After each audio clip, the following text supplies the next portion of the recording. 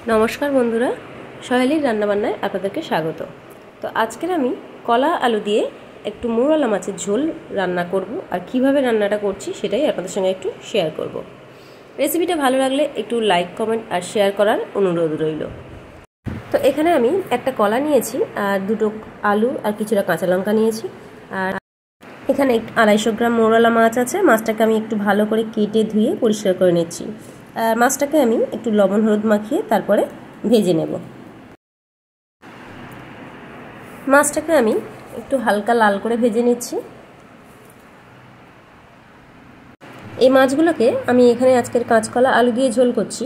আপনারা চাইলে এটা ঝিঙে আলু দিয়েও ঝোল করতে পারেন। ঝিঙে আলু দিয়ে ঝোল করলেও এটা ভীষণ পাতলা হয় আর খেতেও ভীষণ টেস্টি হয়। আর এই গরমের দিনে এরকম একটা ঝোল ভীষণ কিন্তু উপকারী। তো দেখুন মাছগুলো আমার ভাজা হয়ে গেছে। মাছগুলোকে ভেজে আমি এবার তুলে নিচ্ছি। মাছ ভাজা তেলেই দিয়ে দিচ্ছি একটা তেজপাতা, হাফ চামচ পাঁচফোড়ন আর দুটো কাঁচা লঙ্কা। এই ঝোলটা আমি সম্পূর্ণ কাঁচা লঙ্কা দিয়েই করব।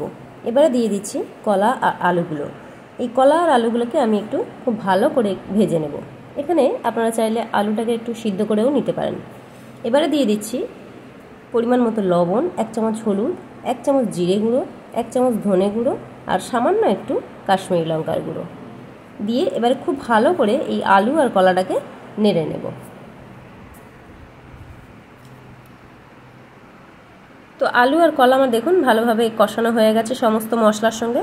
এবারে এটা আমি জল ঢেলে দেব। যেহেতু আলুটা আমার সিদ্ধ করা নয়, তো এখানে আমি প্রায় 2 গ্লাস মতো জল ঢেলে দিলাম। জলটা আপনারা আপনাদের আন্দাজ মতো দেবেন। এবারে একটু ঢাকা দিয়ে দিচ্ছি। প্রায় মিনিট 15 এটা একটু ফুটিয়ে নেব।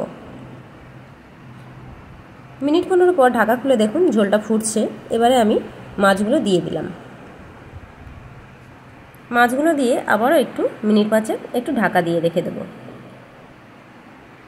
ঝোল আলু কলা কিন্তু আমার একদম পুরোপুরি সিদ্ধ হয়ে গেছে। দেখুন আমি একটা আলু ঘেঁটে দেখাচ্ছি। আলুটা কিন্তু খুব ভালোভাবে সিদ্ধ হয়ে গেছে। এবারে মাছগুলো দিয়ে দিয়েছি। মাছটার মধ্যে যাতে লবণ হলুদ মশলা সব কিছু ভালোভাবে ঢুকে যায় তার জন্য আমি ঝোলের মধ্যে মিনিট 5 একটু ফুটিয়ে নেব। ঝোল কিন্তু আমার একদম রেডি হয়ে গেছে।